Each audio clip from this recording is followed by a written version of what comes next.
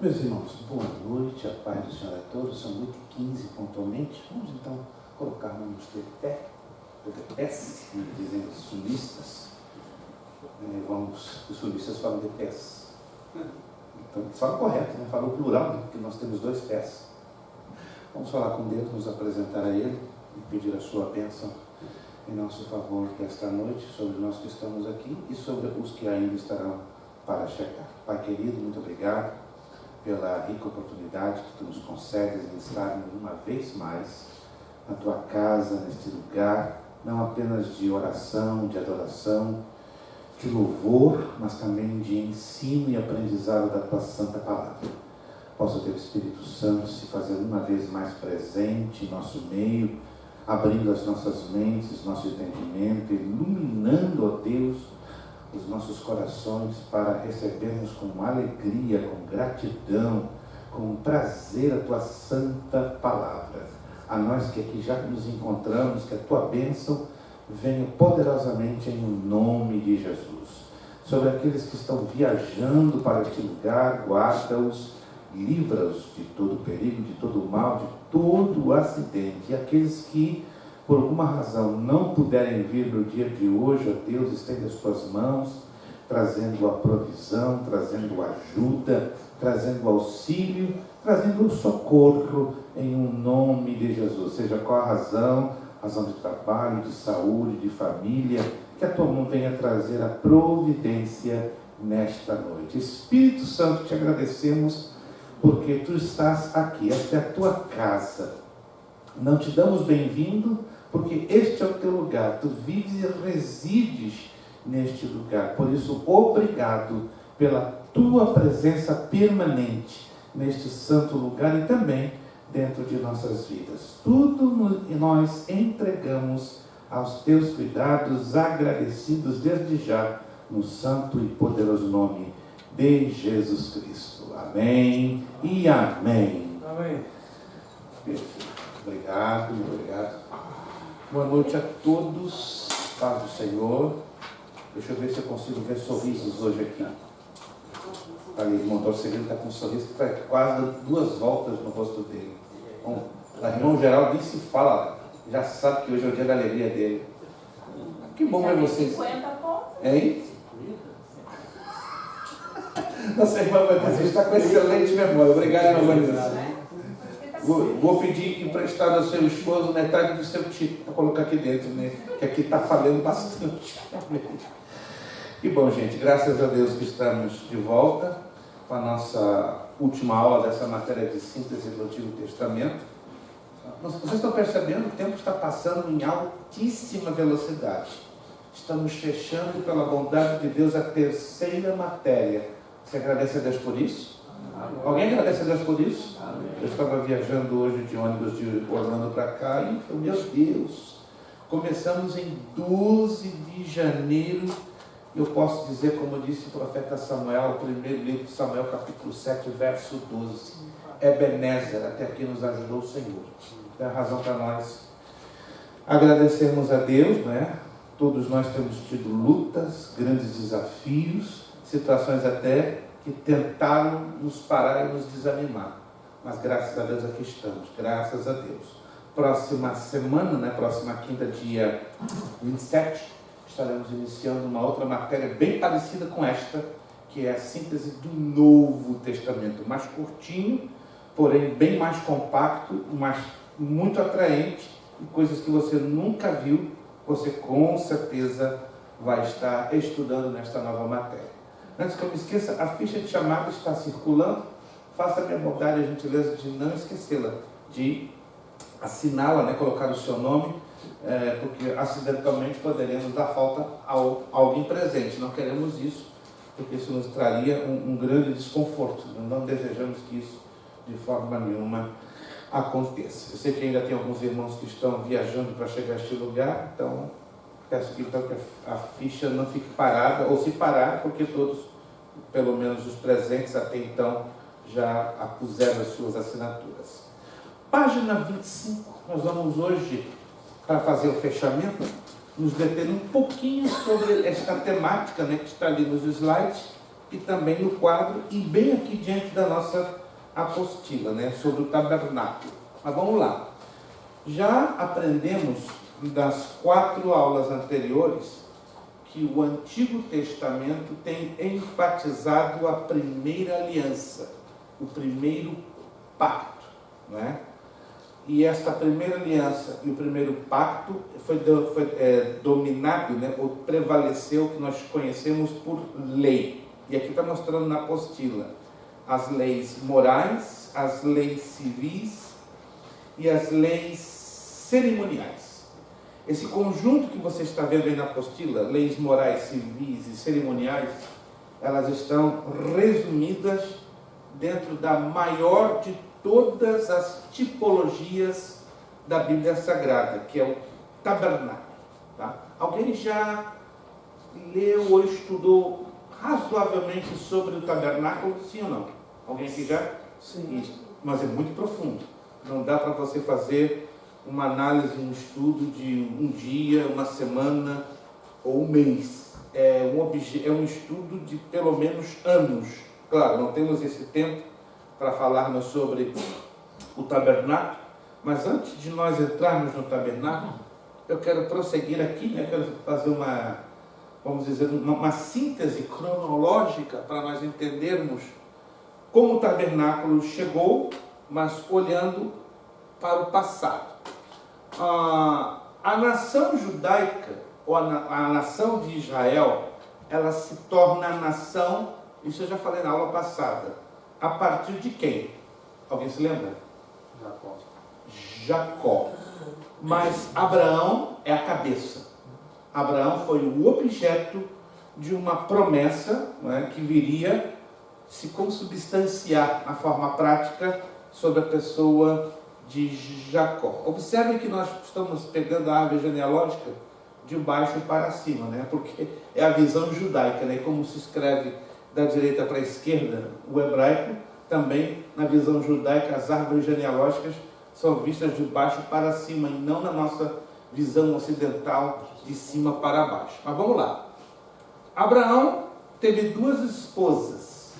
Na verdade, uma esposa e uma concubina. Se você prestar atenção, você tem uma cópia, né, desses slides que nós postamos no grupo dos alunos, mas se você observar com atenção que os homens estão representados por a cor escura, a cor preta, estão observando? E as mulheres pela cor avermelhada. Então, Agar e Sara foram as mulheres da vida de Abraão. Vamos então aos rebentos, ou as consequentes gerações. Agar, através de Abraão, gera Ismael. Sara, através de Abraão, gera a Isaac. Isaac une-se a Rebeca. Rebeca gera Esaú e Jacó. Consequentemente, Jacó se une a Lia. E aí vem os filhos diretos de Lia, com Jacó. Zebulon, Issacar, Judá, Levi, Simeão e Rúben. Então esses são todos os filhos diretos, ainda que na visão judaica, Zilpa e Bila foram concubinas de Lia. Porque eles se lembram disso, né? Nós falamos isso na aula passada. Pela tradição judaica, sendo concubinas, consequentemente, na visão judaica, não na visão prática da coisa, os filhos de Zilpa e de Bila com Jacó tiveram o quê? Uma certa origem na pessoa de Bila. Lembra-se disso? Nós falamos na aula passada? Tá? Mas nós vamos analisar agora o fator genético, direto. Então, Lia com Jacó gerou Zebulon, Issacar, Judá, Levi, Simeão e Rúben. Zilpa gera Gade e Asher. Raquel, José e Benjamim. Bila, Adã e Naftali. Interessante, né? As 2 concubinas de Jacó lhe geram 2 filhos, bem como a sua amada Raquel, que lhe gera 2 filhos. Obrigado, irmão William. Consequentemente, no fechamento dessa árvore genealógica, nós temos José, que se une a Asenat, né, de origem egípcia, e gera Manassés e Efraim. Esta é uma das razões, né, porque a tribo de José não aparece na repartição das tribos na introdução da terra prometida. Alguém se lembra disso?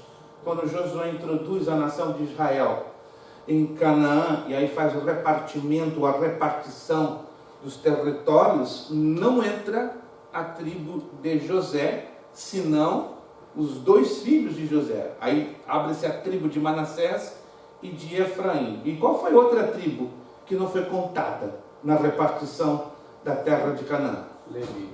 Por qual razão? Alguém se lembra? Eles eram responsáveis pelo sacerdócio. Consequentemente, então, o que aconteceu com Levi? Se eles eram responsáveis, o que o sacerdócio passou a representar para os levitas? Eu quero dar pontinho. Uma vez que Levi não tem direito à divisão das terras, pelo fato que eles foram separados para serem sacerdotes, qual a relação do sacerdócio com os levitas? Isso é consequência, eu quero saber a causa. Era a profissão dele. Não, era mais do que isso. Uma vez que as demais tribos, por herança, está bem claro na Bíblia, cada um recebeu uma porção de terra, com exceção de Levi, já falamos da razão. Então, o que se tornou o sacerdócio para a tribo de Levi? Hereditário, eles não têm como. Não. Não estão se lembrando. Seria direto, o caminho direto, né? Eu queria dar 50 pontos para quem me desse a palavra certa. Eu já falei 2 vezes. E alguém não está pescando. Não. Não. Deus era a porção deles? A porção. O sacerdócio era a porção da tribo de Levi. Irmão Evaldo. Josévaldo. Eu esqueci. Troquei Josévaldo por Evaldo. Oh, meu Deus. Vamos lá.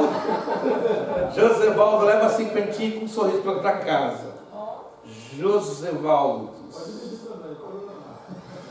Não, o Evaldo vai trocar essa também. Vamos lá. Entenderam então, irmãos? A tribo de Levi encarou o sacerdócio, porque a Bíblia fala isso dezenas de vezes, pelo menos no livro de Levítico, Êxodo, Deuteronômio. Não caberia à tribo de Levi a porção da terra, mas a porção de Levi seria o quê? O sacerdócio. Procure não se esquecer disso. Vamos lá então. Vamos avançar. Aqui nós vemos a árvore genealógica dos povos bíblicos, tanto hebreus e árabes, um pouco mais destrinchada, um pouco mais aberta, de uma maneira... o mosquitinho ali gostou do negócio? Mas vamos lá. Vamos analisar agora no sentido lá de cima, tá? Com... Quem é esse indivíduo aqui? Alguém se lembra? Terá, pai de Abraão, de acordo com Gênesis 11, 24. Terá gerou 3 filhos. Abraão, Naor e Arã. Interessante, né? Abraão tem ligações com Quetura, Agar e Sara, que são as suas 2 concubinas e, consequentemente, a sua esposa oficial. Naor tem ligações com Milca. A mesma coisa com Arã, que interessante, né? Milca e Ló. Aí nós temos Ló, que gerou 2 filhas, uma mais velha e uma mais nova. A mais velha, a mãe de Moabe, a mais nova, a mãe de Amon. Os moabitas e os amonitas, então, são descendentes diretos de Ló, com as suas 2 filhas, creio que vocês se lembram, houve um incesto, né? As filhas embebedaram, né? Embriagaram ao seu pai, para que a semente pudesse ser perpetuada. Olhando do outro lado, os filhos de Quetura, Midian, foram os pais dos midianitas. Os filhos de Ismael, da parte de Agar, os pais dos ismaelitas. E os filhos de Isaque, não é? Geraram 3 raças bem interessantes. israelitas, edomitas e amalequitas. Isaac casa-se com Rebeca, gera a 2 filhos, Jacó, por nome depois de Israel, e Esaú, depois por nome Edom. Alguém se lembra o significado do nome Edom? Vermelho. Está ligado, né, com o próprio o prato de lentilhas, né, que foi usado por Jacó para roubar-lhe a primogenitura. Já a linhagem de Naor tanto se inclina para Milca como para Betuel e Labão. Isso aqui só para você entender como é o emaranhado dos hebreus e árabes. Então aqui nós temos os árabes, os ismaelitas, e aqui temos os hebreus. Edomitas e amalequitas seriam uma mistura muito curiosa também da parte dos árabes. Então, queiram ou não, os árabes são irmãos dos israelitas, né, por parte de Abraão e de mães diferentes. É uma das razões porque árabes e israelenses pelejam pesado até o dia de hoje, porque os filhos da promessa procedem de Isaac e jamais de Ismael. Bom, o Êxodo foi uma parte muito importante do Antigo Testamento, porque marcou a saída do povo de Israel do Egito. É um evento marcante tanto no sentido histórico como teológico. Calcula-se que tenha ocorrido em 1444 a.C. E os personagens desta parte da história do Antigo Testamento, sem dúvida, foram Moisés e Arão. E toda a história, veja que interessante, né?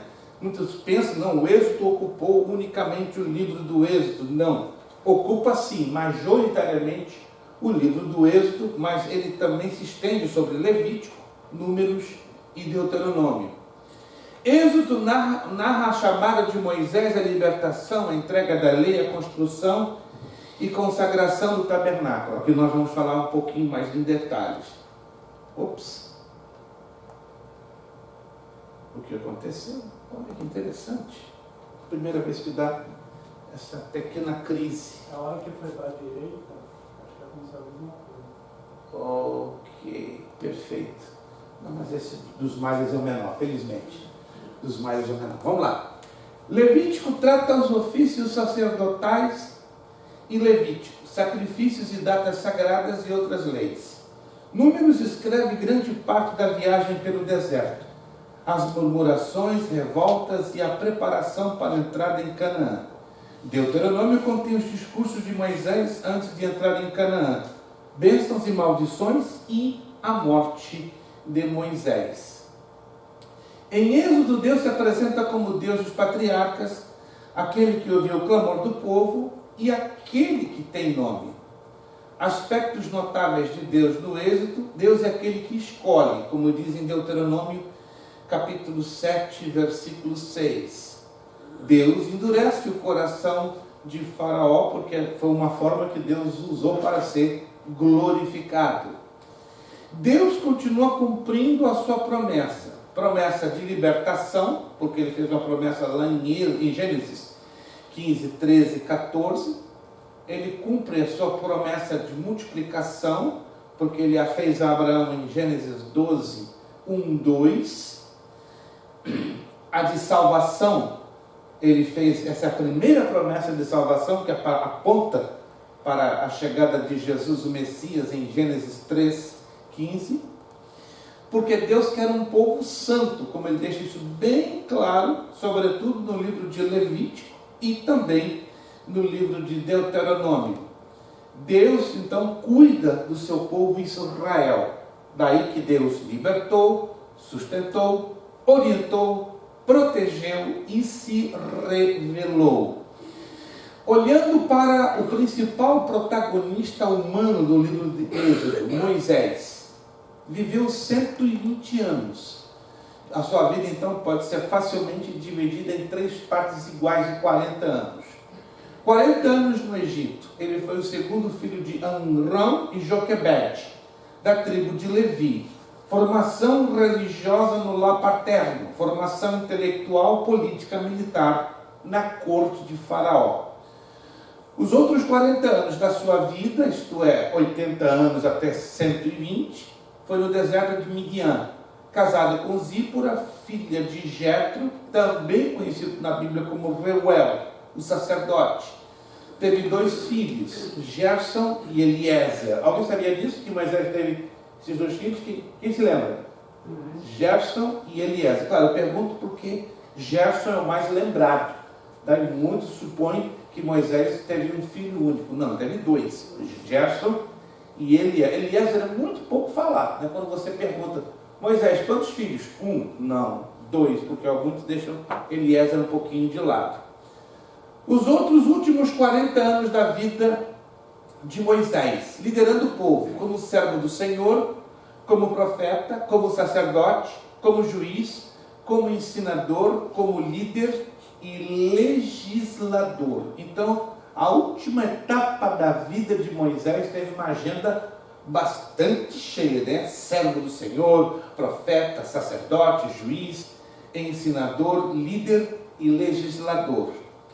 Mas Moisés se confrontou com a igreja mais complicada que nenhum pastor na face da terra poderia imaginar, né? Uma igreja de 3 milhões e 600 mil pessoas. Que igreja complicada, né? Um povo rebelde, tanto na travessia do Mar Vermelho, nas águas amargas de Mara, quando Deus mandou a provisão do maná, quando houve a rejeição do povo, e ainda nas águas de Meribá, que infelizmente levaram Moisés, o homem mais manso da face da terra, segundo Números capítulo 12, perder a paciência e, ao invés de falar a rocha para que dela brotasse água, ele golpeou, né, com a sua vara. E isso lhe custou a sua detenção, ou seja, não entrou na terra de Canaã, mas Deus o levou ao Monte Nebo, ao Monte Pisga, para que lá de cima contemplasse a terra que ele jamais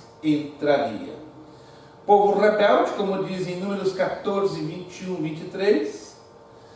Mas, apesar de toda a rebeldia, através de Moisés, conhecido como o grande legislador da história de Israel, Deus trouxe para Israel as leis de cunho moral, civil e cerimonial. Isso aqui é importante nós entendermos, né, porque está na apostila. Quais são as leis de cunho moral? São aquelas que regulamentam os relacionamentos e ações dos judeus. As leis de cunho civil regulamentam a vida civil e jurídica da nação de Israel. E as leis de cunho cerimonial regulamentam a religião dos judeus, como cultos oficiais, festas, etc. Isso aqui é muito importante entendermos esses 3 aspectos diferenciados das leis, porque eles estão ligados diretamente com o processo do tabernáculo. Outras leis, fora desse conjunto de 3. Circuncisão era o símbolo do pertencimento ao povo judeu. Todo menino deveria ser circuncidado quando completasse 8 anos de 8 anos ou 8 dias, né? No caso, um mínimo de 8 dias e o máximo de 8 anos de nascido. Olha que interessante. O mínimo seriam 8 dias. Me acompanham? E o máximo teria que ser 8 anos de nascido. Era o sinal visível da aliança entre Deus e o povo. Sábado era o descanso após 6 dias de trabalho. Era também o símbolo da participação da aliança. Sua quebra premeditada, olha que coisa séria, seria punida com a morte. O ano sabático é o descanso da terra. Êxodo 23 e Levítico 25 nos ensinam isto, em que ela não poderia ser cultivada. É o ano da remissão das dívidas e o ano da libertação de todo escravo israelita pelo perdão de sua dívida. Interessante, ocorria a cada 7 anos. O ano jubileu é a ocorrência de cada 7 anos sabáticos. O próximo 50º era o ano jubileu. Além das leis do ano sabático, válidas para o judeu, as propriedades eram devolvidas aos seus possuidores originais. Pare para pensar como Deus trabalhou com uma balança de justiça enormemente equilibrada. Na nossa sociedade atual, infelizmente, eu creio que isso não funcionaria. Mas enquanto na nação de Israel, com muito esforço, tentou caminhar na presença de Deus, funcionou. Está provado isso dentro da própria Escritura. O negócio ficou complicado no tempo dos juízes e dos reis de Israel e de Judá. Mas até ali, com Josué e com Moisés, a coisa funcionou bastante bem. Cidade dos levitas. Olha que isso aqui é muito interessante. Foram separadas 48 cidades em Israel para a habitação dos levitas. Seus arredores deveriam dar condições para criarem gado. 6 dessas cidades eram chamadas cidades de refúgio. Eu quero chamar a sua atenção que a Bíblia não trabalha com coincidências. O número 48, ele é múltiplo de que número de grande importância para a nação de Israel? Vamos lá. 12. Veja, interessante. Então, 48 é múltiplo de 12. Corresponde a quantas partes? Vou fazer a pergunta. O número 48 em relação ao 12 corresponde a quantas partes? 4 partes. Anotem aí. O número 4 na Bíblia é o número da terra. Norte, sul, leste, oeste. Então, isso aqui não é coincidência. Deus, então, separa 48 cidades de Israel para dizer o quê? A universalidade, a abrangência completa. E outra coisa curiosa, dessas 48, ele separa 6. E elas foram chamadas de cidades de refúgio. Lembra-se que o número 6 é o número do homem, o número da humanidade, da debilidade, da fraqueza humana. Alguém se lembra a razão, as razões básicas da criação das cidades de refúgio? Os homens cometiam algum assassinato, alguma coisa, corria e lá não podia ser apedrejado. Qualquer tipo de assassinato. Não sei. Acidental, não. Acidental. Acidental. Porque se assim fosse, Deus não seria justo. O cara matou, pum, corre para a cidade de refúgio. Anote aí. É o homicida acidental. Pastor, e com relação a tocar na ponta do altar, também tinha essa lei, não tinha? Com um certo diferencial. Um certo diferencial. Não vou entrar agora no detalhe, porque vai tomar um pouquinho de tempo, para depois em off eu posso lhe falar. Mas tinha algo a ver, porém, com uma situação extraordinária. Nada comparado à questão das cidades de refúgio. As cidades de refúgio, elas foram separadas para proteger. Um exemplo, era muito comum estar no campo, digamos, um exemplo, é só um exemplo. Pastor Elias e pastor Jurandir estão trabalhando em cortar lenha. Era muito comum isso. E era comum o ferro do machado escapar. Aí então vocês dois estão cortando lenha. Tum, tum. Pastor Elias cheio de alegria, com contentamento. Ô Jurandir, o dia está pesado. Daqui a pouco o pastor Elias, sem perceber, o ferro sai. E acerta quem? Pastor Jurandir e o Marco. Eu estou falando sozinho. Não, daqui a pouco está mortinho, está lá. Santo Pai, matei o Jurandir, e agora? Aí o seu companheiro do lado, Elias, perna para que te quero. Você já sabe o que fazer. Rápido, antes que a família venha para tomar a vingança do sangue da morte do Jurandir. E pastor Elias, que não é bobo, né? Tem uns 3 ou 4 amigos, né? Irmão Dorcelino, está ali o Evaldo, corre, vambora. Aí o irmão tem que correr a cidade mais próxima das 6. Interessante, né? Eram 3 cidades do lado oeste do Jordão e 3 do lado este do Jordão.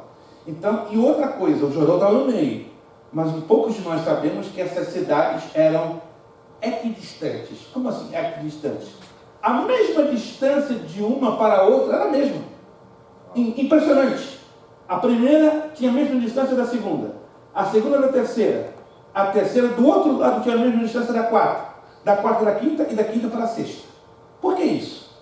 Porque está falando de Jesus, acessível a todos em toda a terra.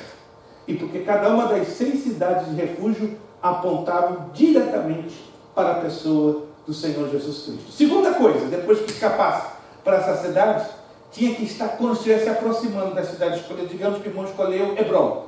Está lá, pastor Elias. quando o irmão já está pertinho da entrada, começa a gritar: homicida acidental! Homicida acidental! Aí todo mundo lá na entrada da cidade: epa, está chegando mais um. Mais um. Isso era comum. Estas cidades nunca mantinham os seus portões fechados. Os portões andavam 24 horas abertos. Isso era a lei das cidades de refúgio.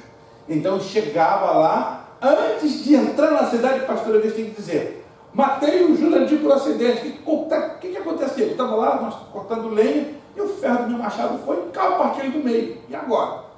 Entra. Aí entram, geralmente vinham de 2 a 3 anciãos, ouviam o seu caso, registravam, e um batia um martelo dizendo: entra na cidade, não seja bobo, estou usando as minhas palavras, isso aqui é uma paráfrase, tá? Entra, não seja bobo de sair daqui, ok? Mas, e a minha família, minha esposa, meus filhos? Você só vai sair daqui depois da morte do sumo sacerdote. Depois que o sumo sacerdote morrer, aí você está livre. Mas ele, enquanto estiver vivo, não seja bobo que venha te visitar, mas você sai daqui, é morte certa. E aí o vingador de sangue do familiar falecido não tinha nenhum direito de reivindicar vingança. Olha que sistema interessante que Deus criou. Outra coisa interessante, essas cidades de refúgio não estavam em planícies, estavam em partes altas, querendo dizer que na destra de Deus nós temos amparo, nós temos segurança, nós temos refúgio. Nenhuma dessas 6 cidades estava em planície. E olha que a Palestina é toda planície. Eu conheço uma parte da Palestina. Mas estas 6 estavam onde? Em montes. Bem interessante.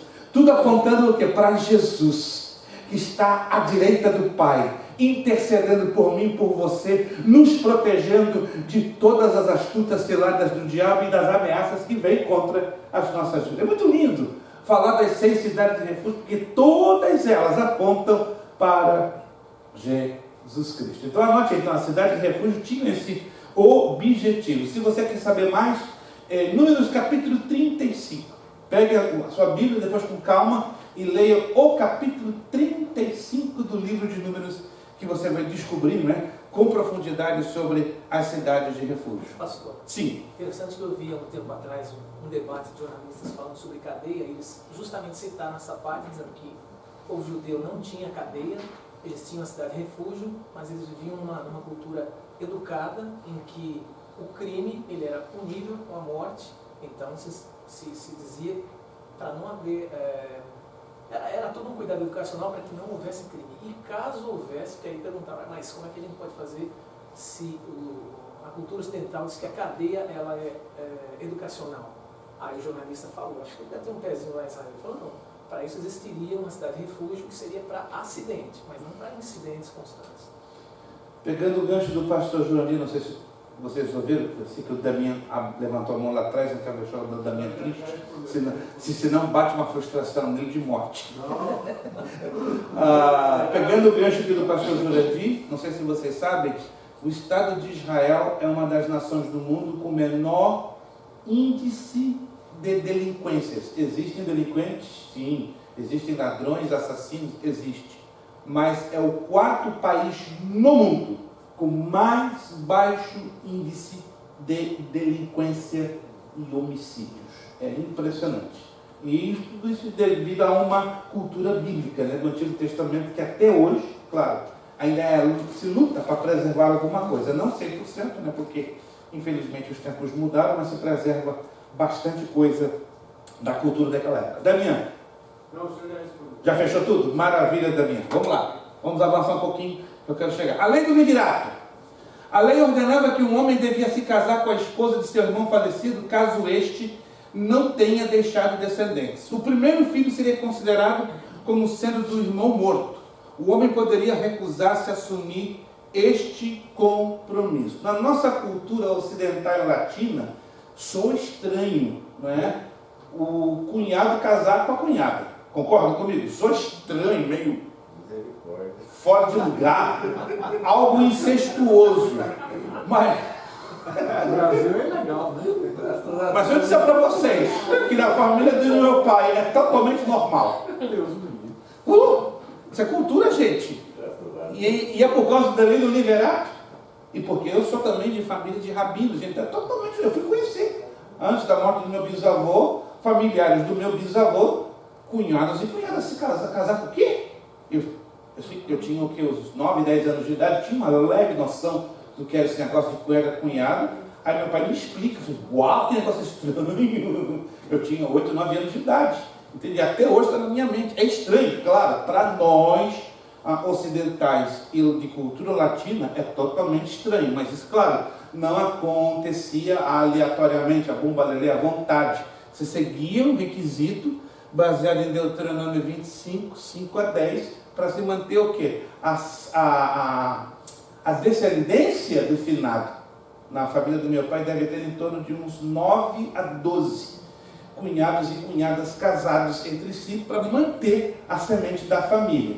Agora, é muito comum primos. Primos é comuníssimo. Eu tenho mais de 60, 70 primos de primeiro grau casados entre si. Coisa que também não é normal na nossa cultura ocidental e latina. Irmão Rodrigo. Quando fala descendência, é filho homem. Filho homem, exatamente. Filho homem, né? Por estranho que pareça, a mulher ainda que mudou bastante um pouco, mas a mulher ainda é colocada em segundo, terceiro, quarto e último plano. Na cultura oriental, a mulher praticamente não tem muito valor, embora, repito, alguma coisa mudou sistematicamente ao longo dos últimos 200 anos. Alguém levanta a mão? Sim. Pastor, esse costume era para dar continuação à descendência. A semente, exato. Não era assim pecada aos olhos de Deus essa ação? Vamos partir de um princípio. Se o próprio Deus orienta isto a Moisés, ele é soberano, ele faz o que ele quer.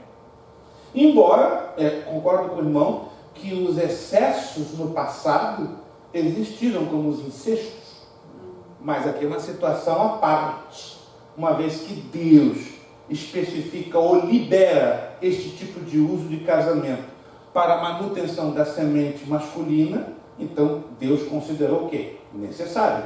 E é só praticado entre os israelitas. Entre os gentios ele não liberou isso.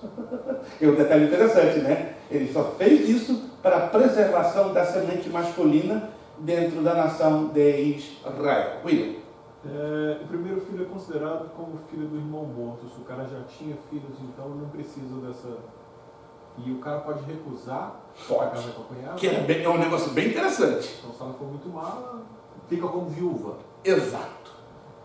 Que, de uma certa forma, não necessariamente, de uma certa forma, dava aquela ideia de que ela houvesse sido rejeitada. O judeu religioso, com todo respeito, é meu povo, é um povo muito preconceituoso. O religioso, aquele que anda de chapéu preto, trancinhas, que tem o poder financeiro do planeta, eles são muito, muito discriminativos e preconceituosos. Até entre um judeu askenazi, um judeu sefaradita, que sou eu, né, de pele queimada, ou um judeu adino, que é um negro da Etiópia, a discriminação é terrível. É terrível, né? Por exemplo, entre os adinos, os negros, eu não tenho problema. Agora, entre os askenazes, eu tenho problema. Eu não posso, por exemplo, entrar em sinagoga de judeus askenazis, que são os brancos, os puríssimos. Tem problemas, sérios problemas. Eles me chamam de porco. Hashbu. Hashbu quer dizer porco. Não tem valor nenhum. Então eu procuro as sinagogas dos judeus sefaraditas, sobretudo os messiânicos.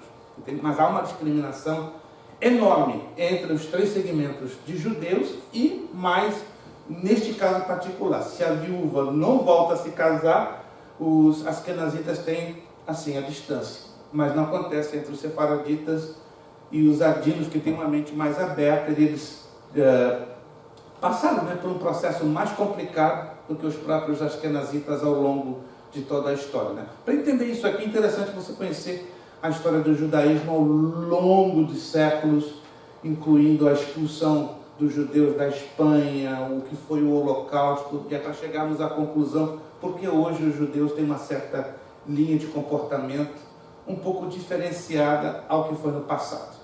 Vamos lá, alguma outra pergunta? Esse aqui está se tornando um pouco interessante isso. Vamos lá. Os sacerdotes eram mediadores entre Deus e o povo, restringidos à família de Arão. Todos os filhos de Arão eram sacerdotes, a não ser em caso de deficiência. Já leram isso em Levítico 21? Se o sacerdote tinha nariz chato, aliás, se o candidato tinha nariz chato, tinha uma bélida, uma espinha nos olhos, ok? Testículos quebrados e outras características que o texto diz, não era qualificado para ser sacerdote. Muito interessante. E todos esses defeitos físicos têm um pano de fundo espiritual, porque aponta o quê? Que o sacerdócio tem que ser algo maculado, quase que perfeito, porque aponta tipologicamente para a pessoa do Senhor Jesus Cristo. Humanamente falando, um sacerdote nunca foi e nunca seria ou será perfeito, como os sacerdotes de hoje, os pastores, os evangelistas, não, jamais. Mas a exigência do exercício sacerdotal era enorme. Então tinha que projetar a imagem do Cordeiro de Deus, que lá no futuro viria para tirar o pecado do mundo. Uma pena que não temos tempo para falar sobre as deficiências dos sacerdotes do capítulo 21. Geralmente se fala muito isso em estudo bíblico para obreiros. Você vai descobrir 16 características de deficiências que poderiam estar em alguns candidatos a sacerdotes que os impediam de exercer o sacerdócio. Pastor, sim. Poderia falar pelo menos uma ou duas dessas? Vamos lá em Levítico capítulo 21, a listinha é longa, mas é super interessante. Vai achar vontade de defeito. Não, mas cada uma delas tem um sentido espiritual muito forte e tudo aponta para Jesus. Me permite então, não é muito longo. Levítico capítulo 21, tem 24 versículos. Vamos ler todo ele, e na medida que a gente vai lendo, você já vai detectando esses defeitos. Levítico capítulo 21. Se você nunca leu esse capítulo com atenção, eu peço agora, nós temos ainda 20 minutos de aula pela frente, eu peço que você então faça agora uma leitura bem redobrada, e se até quiser fazer algumas pequenas anotações. Capítulo 21, livro de Levítico. Disse o Senhor a Moisés: fala aos sacerdotes filhos de Arão e dize-lhes: o sacerdote não se contaminará por causa de um morto entre o seu povo, salvo por seu parente mais chegado, por sua mãe, por seu pai, por seu filho, por sua filha e por seu irmão. E também por sua irmã virgem chegada a ele, que não teve marido, pode contaminar-se.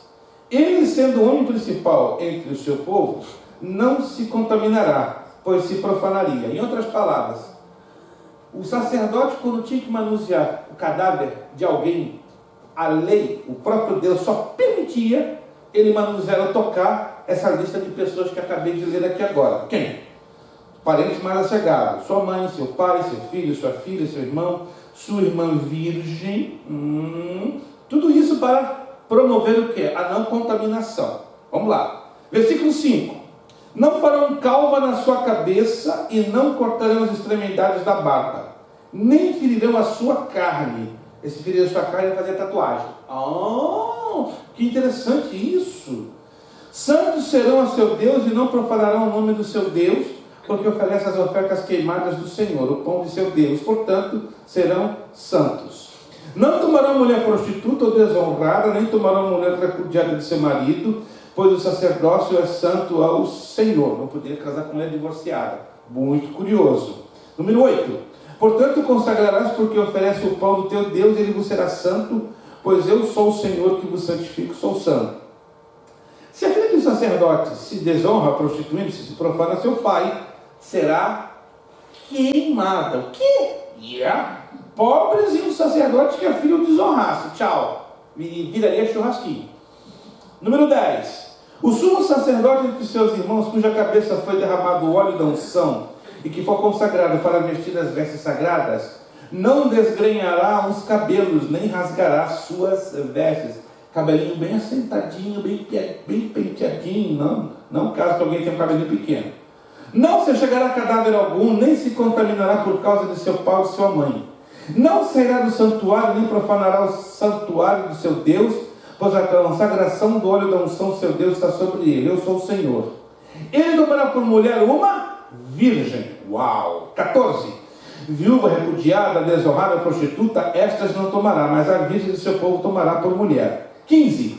E não profanará sua descendência entre o seu povo, porque eu sou o Senhor que o santifica. Disse mais o Senhor a Moisés. É o Senhor falando com Moisés. Falarão: dizendo: ninguém dos teus descendentes nas suas gerações em que tiver algum defeito se achegará para oferecer o pão do seu Deus. Agora vamos lá, quais são os defeitos? Verso 18 em diante. Nenhum homem que houver defeito se achegará cego, coxo, de rosto mutilado ou desproporcionado. Rosto grande, exageradamente grande. Bem interessante isso. Aí vai, 19. O homem que tiver o pé quebrado, ou a mão quebrada, ou corcovado, ou anão, ou que tiver bélida no olho, ou seja, impinge, ou sarna, ou que tiver testículo quebrado. Nenhum homem da descendência de Arão, sacerdote, em que houver algum defeito, se chegará para oferecer as ofertas queimadas do Senhor, que ele tem defeito. Não se chegará para oferecer o pão de seu Deus. Comerá do pão do seu Deus, tanto do Santíssimo como do Santo.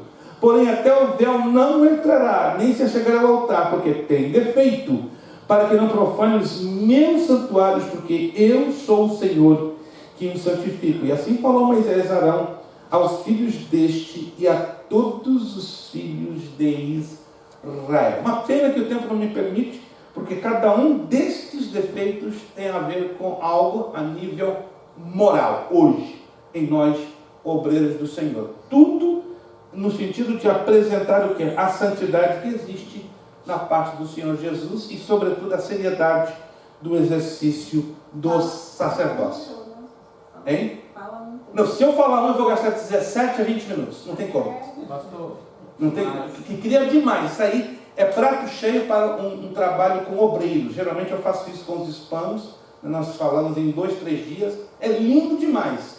Nós entramos em particularidades que só o texto hebraico em si, porque está por debaixo, né, do texto hebraico, não pode nos mostrar e nos revelar. Pois não, irmão Caetano? Mas esse defeito aí que você está falando aí está quase que meio uma coisa externa.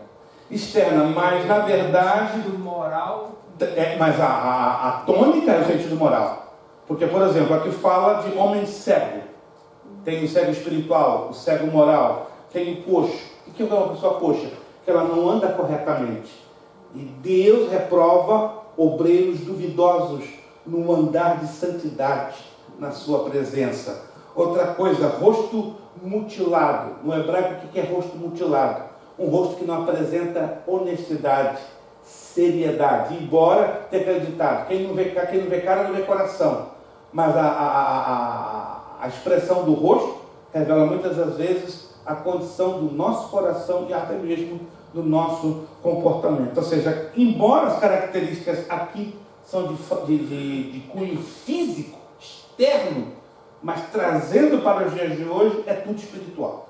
E tudo apontando para a nossa imperfeição, com sacerdotes imperfeitos, servindo ao sumo sacerdote plenamente perfeito, o Senhor Jesus Cristo. Então isso aqui é uma das mais ricas tipologias que tem a palavra de Deus, baseado no tabernáculo, que já em seguidinha nós vamos falar. Vamos lá. Usavam roupas especiais durante o ofício, havia os sacerdotes, estão observando? Sacerdotes no plural, somente um sumo, não tinham 2, era um sumo sacerdote. As funções do sacerdote: ministrar no santuário diante do Senhor, ensinar o povo a guardar a lei e tomar conhecimento da verdade divina, consultando o Urim e o Tumim. Até hoje não se sabe exatamente o que viria a ser Urim e Tumim, mas a tradução de Urim, que é pedras e luzes, né? Ou luzes ou revelação, como algumas traduções livres se colocam. Vamos lá. Qual é a função dos levitas? Exclusivamente da tribo de Levi, auxiliavam os sacerdotes na montagem e desmontagem e transporte do tabernáculo.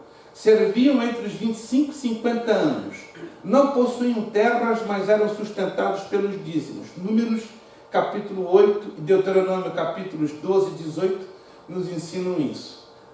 Ficou uma coisa popularizada. Os levitas são os que adoram e são os que comandam a música na igreja. Errado. Erradíssimo. Biblicamente, esta é a função original dos levitas. Só mais de 800 anos depois que os levitas, pelo rei Davi, foram introduzidos no ofício do louvor e adoração e da música. Estamos falando aqui de 1440 a.C. E só em 970 a.C., você vai descobrir isso no segundo livro das Crônicas, que Davi pega os levitas e dá a eles o ofício de louvoristas, de músicos e de adoradores. Então, ficou uma coisa muito popularizada, né? Ei, levita aí! Si bemol, levita! Biblicamente, isso não é levita. É um louvorista, é um adorador, é um músico, tá? E é muito errado você classificar um músico, um adorador, um louvorista como levita, porque não tem um fundamento 100% bíblico. Claro, eles passaram a ter esse ofício, mas só no reinado do rei Davi. Alguém sabia disso? Alguém sabe, poucos de vocês sabiam disso? Então anote, isso é importante, tá? Se de repente alguém dizer, ó, levita, cuidado. Porque... Pastor, o mesmo acontece também com o sacerdócio ou não? Algo parecido, algo parecido. A gente vai estudar sobre isso em detalhes, numa matéria que vai vir na frente, ética cristã e ministerial e a teologia do obreiro. Essas duas matérias vão trazer tudo isso para a tona. Porque, por exemplo, né, como o senhor estava falando dos defeitos do sacerdócio, a gente já imagina uma aula só para nós, os obreiros e tal, mas eu acho que é para toda a igreja, não? Sim, claro, sem dúvida nenhuma. Mas a gente vai contemplar isso com muita profundidade em duas matérias que o irmão pode ver no programa. Ética cristã e ministerial, isso vai vir à tona, não tem jeito. E a teologia do obreiro, que vamos dar um mergulho em alta profundidade dentro do que era o ministério no Antigo Testamento e como ele foi adaptado para dentro do Novo Testamento. Vamos lá, para vocês verem como o Antigo Testamento tem uma importância maravilhosamente grande. Vamos lá, funções. Sacerdócio não era só para homem? Basicamente sim, à luz das Escrituras, basicamente. Vamos lá, funções. Não é questão de discriminar as irmãs têm uma participação enorme dentro da obra do Senhor, no ministério, mas até onde, biblicamente, a menos que alguém me mostre um texto que me prove o contrário. Não é por ser machista ou discriminar a mulher dentro do papel que Deus deu à mulher, mas eu nunca vi em nenhum lugar nas Escrituras a mulher exercer diretamente. Um papel sacerdotal. Eu nunca vi, a menos que eu esteja muito equivocado ao longo dos anos, e eu posso estar, né? E se eu estou equivocado, vou dar glória a Deus que alguém me ajudou a me sair da... Seria a mesma coisa na família? O papel sacerdotal é só para Yes. Ei, pastora, exatamente. Porque o reflexo do sacerdócio, ele tem que ser exatamente o reflexo da família. Mas calma, isso a gente vai chegar lá. Essa matéria vai levantar poeira. Teologia do obreiro, né? E ética cristã e ministerial. Função dos levitas. Os filhos de Coate estavam incumbidos de transportar os móveis e depois os mesmos fossem cuidadosamente cobertos pelo sacerdote. Olha que coisa linda. A ordem que o nosso Deus estabeleceu. Os filhos de Gerson cuidavam das cobertas, cortinas e véus do templo. Os filhos de Merari tinham a tarefa de transportar e erguer a armação do tabernáculo e seu ato. O que nós aprendemos? Na casa de Deus tem trabalho para todo mundo. Na casa de Deus ninguém fica excluído ou de fora. Se às vezes alguém está na frustração, eu não estou fazendo nada, eu não sei fazer nada, mentira. Porque Deus chamou a todos nós a termos algum tipo de participação. Assim foi no tabernáculo e assim é dentro da igreja. Ou seja, os levitas montavam e desmontavam tenda, era mais ou menos isso? Opa, vou pegar a turma. Quem se identificou? Irmãos, falar sobre isso aqui é demasiado lindo. O tempo não me permite. Cada peça das festas sacerdotais aponta diretamente para a santidade, para a glória, para o que Jesus veio fazer no meio da igreja e sobre os seus obreiros. Isso é muito lindo, é muito profundo. A gente não tem como... Esse tumim, esse urim seria pedra? Luzes e perfeições, eram pedras. Que geralmente aqui, urim, tumim, eram pedras, estavam exatamente no éfode. O éfode era o peitoral. Lembre-se que, além dessas duas pedras, tinham 12, cada uma delas representando as tribos de Israel. Tinha também nos ombros, olha que interessante, 2 pedras de ônix. Uou! Tudo isso aponta para Jesus, detalhadamente. É lindo demais. Quando você começa a estudar cada parte, Jesus está de cima a baixo. na roupa deste homem. Nós vamos estudar para frente? Vamos. Isso aqui é lindo demais, você fica impressionado. Como você vê o Senhor Jesus em tudo isso. E aqui somos nós, ó. Nós estamos aqui. Jesus está todinho aqui dentro. Vamos lá. Esse é o tabernáculo e o que você vê aqui na apostila. Mas eu vou trabalhar bem rápido, só na apostila, se você puder dar uma lidinha, tá? Nós infelizmente não poderemos mais avançar, né? A apostila vai ficar um pouco a desejar, porque é uma apostila muito dedicada à história do Antigo Testamento. Então você pode, com toda liberdade, ler a história de Israel, aula 4, a estruturação das tribos de Israel, está lá nas páginas 28, 29, o processo dos juízes, ou seja, o Antigo Testamento ele gira muito em torno de história. Para você entender o novo, que nós vamos estudar a partir da próxima semana, você tem que entender bem o Antigo Testamento. Mas deixa eu fechar sobre o tabernáculo, que é uma das coisas mais lindas. Olha só, deixa eu passar aqui. Muito bem. O tabernáculo de Moisés ele também era chamado de tabernáculo da reunião, dividido em 3 partes: pátio, átrio, lugar santo e lugar santíssimo. O tabernáculo de Moisés ele foi baseado no tabernáculo original que está no céu. Apocalipse 11:19 mostra que o apóstolo João, por um momento, viu os céus abertos e da terra visualizou o céu e viu a arca do pacto lá em cima. Então João foi privilegiado, viu os céus abertos, viu a arca do pacto e viu o santuário, que é o tabernáculo original. Perfeito. Uma vez que o tabernáculo apresentava 3 divisões, cada uma dessas 3 divisões aponta para Jesus. Pátio ou átrio aponta para Jesus como o caminho. Ao mesmo tempo, aponta para o cristão como criança, iniciando a sua fé. O lugar santo aponta a Jesus como a verdade, que ao mesmo tempo aponta para o cristão como jovem. O lugar santíssimo aponta para Cristo como a vida, que representa também o cristão como um adulto espiritual. Quando conhecemos a Jesus como o caminho, o nosso crescimento é 30 por 1 e começamos a dar fruto. Mas quando avançamos na nossa maturidade cristã e conhecemos Jesus como a verdade, o nosso crescimento vai de 60 por 1 e começamos a dar mais fruto. Mas o objetivo do Pai é que nós tenhamos uma intimidade tamanha com o Pai Celestial e conheçamos Jesus como a vida. Aí começamos a dar um crescimento de 100 por 1, ou fruto de 100 por 1. E aí damos muito fruto. Esses princípios todos eu descubro quando eu leio João capítulo 15, verso 2 e verso 5. Quando Jesus disse: eu sou o caminho, eu sou a verdade, eu sou a vida. Jesus está querendo ensinar aos judeus as 3 partes do tabernáculo. Me conheçam como caminho, vocês vão dar fruto 30 por 1 e dar fruto. Me conheçam como a verdade, vocês vão frutificar 60 por 1 e vão dar mais fruto. Me conheçam como a vida, vocês vão dar fruto 100 por 1 e muito fruto. Falar agora em maiores detalhes, o tempo já infelizmente não me permitiria. Eu tenho exatamente 5 minutos para concluir. Vamos lá. Por que Davi tinha a tenda dele junto com o tabernáculo separado? Pare para pensar. O texto que revela isso já diz tudo. Tenta descobrir.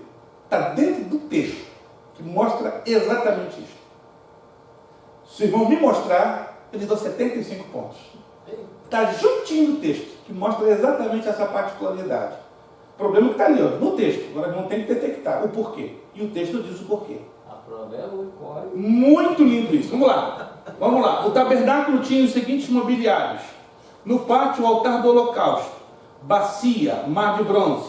No santo lugar, candelabro de ouro, mesa para o pão da proposição e o altar do incenso. E no Santo dos Santos, a Arca do Testemunho, ou chamada Arca da Aliança.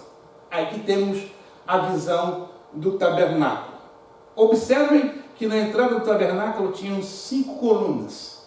Segundo os experts em tipologia, estas 5 colunas poderiam representar os 5 ministérios de Efésios 4:11. Muito interessante.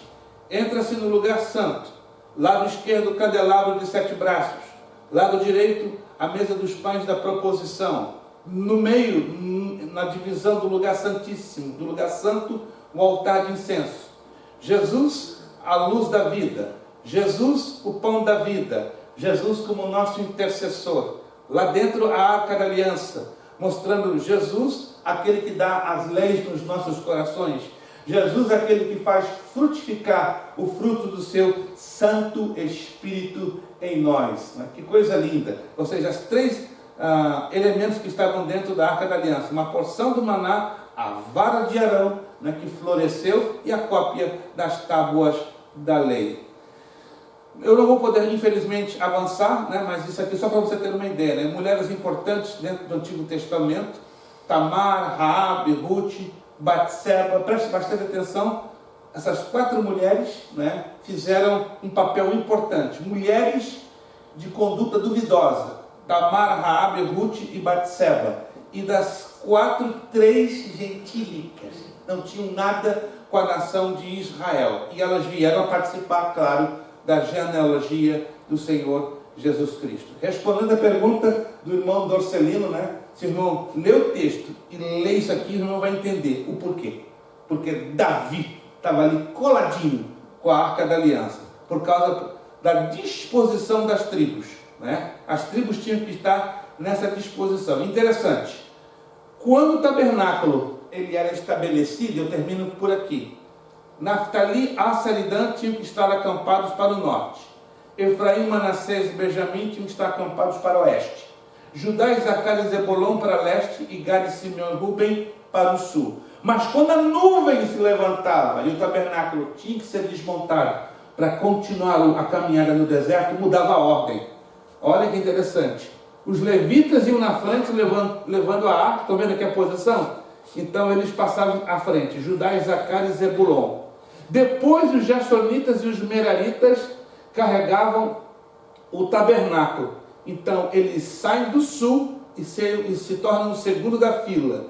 Depois os Coatitas carregam a mobília do tabernáculo. Efraim, Manassés e Benjamim. Os que estavam atrás passam para a terceira fila. E na última fila, Dan, Asser, Naftali, que vem do norte e assume esta posição. Tudo isso tem um significado espiritual lindo, ligado com Jesus, a igreja e nós cristãos, servos de Deus. Só para você ter uma ideia, no tabernáculo existem 777 tipos, ligados com Cristo, ligados com o cristão e ligados com a igreja.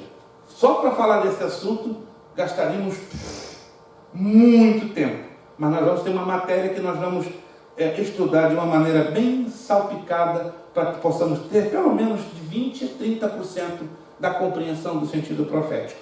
Isso é para vocês entenderem como o Antigo Testamento ele é complexo, mas tão importante para nós entendermos o Novo. Em outras palavras, o Antigo Testamento é sombra dos bens futuros que viriam ser concretizados no Novo Testamento. Queria falar um pouco sobre o Êxodo, não vou ter tempo. Os sacrifícios, isso aqui é lindo demais, meu Deus. Falar dos sacrifícios do Antigo Testamento, olhando para o que Cristo fez por nós, isso aqui é lindo demais.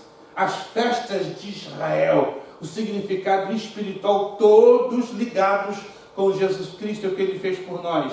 As festas judaicas e os dias sagrados.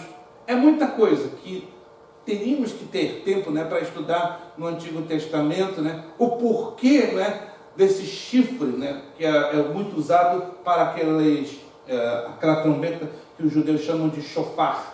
O período dos juízes, muita coisa, mas o que a gente não pôde trabalhar, você tem na apostila e tem também nos seus slides. Irmãos, já são 9h20, já passamos do horário, vamos nos colocar de pé, agradecer a Deus, termos os nossos 15 minutos de intervalo, para daqui a pouco você passar para a hora feliz. Alguma perguntinha dentro dessa temática? Eu sei que ficou muita coisa a desejar. Evaldo e Josevaldo, Não é Batman Robin, mas é Valdo. José e Fale, Evaldo.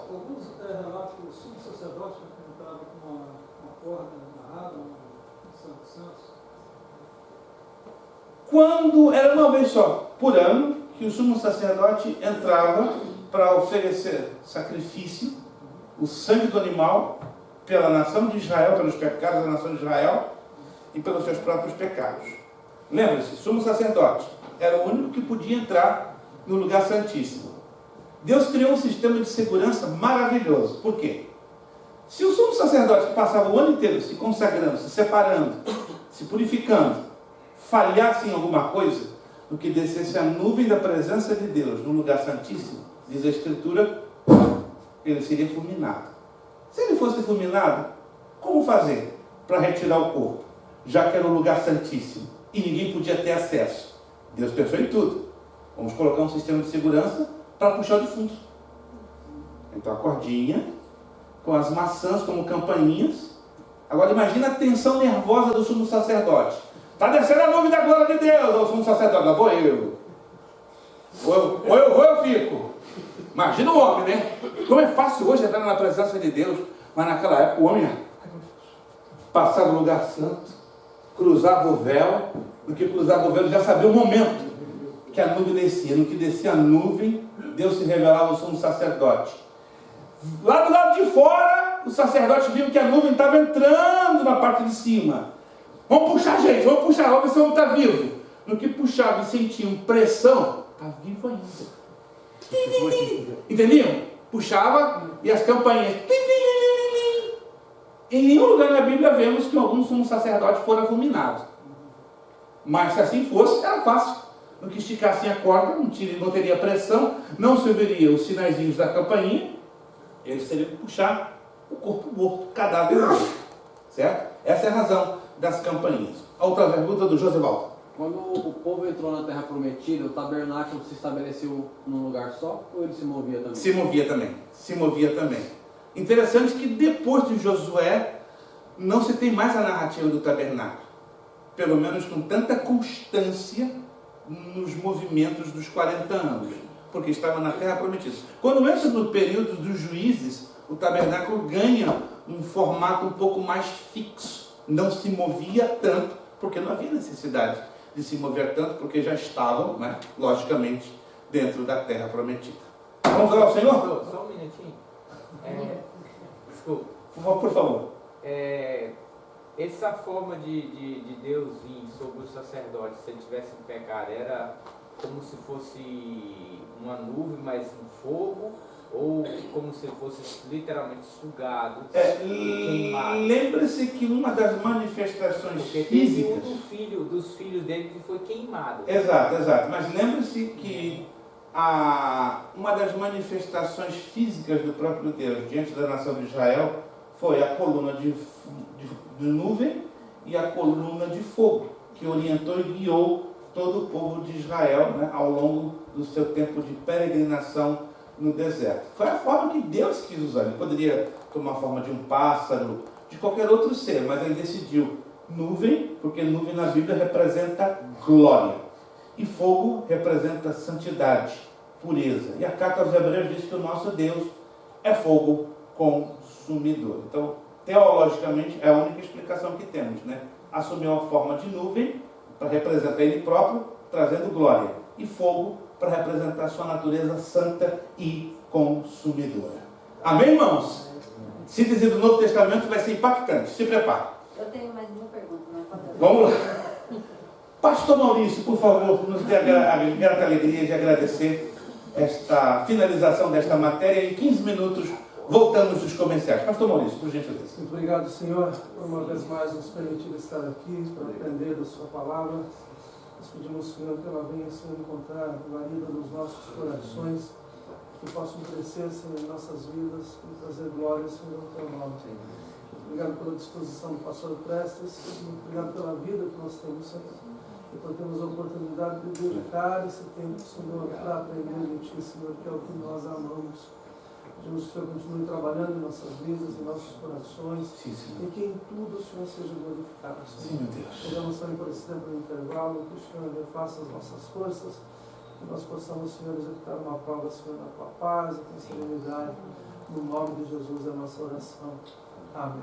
Amém. 9h40, voltamos. Fim das nossas transmissões. Aproveite o máximo esse recreio.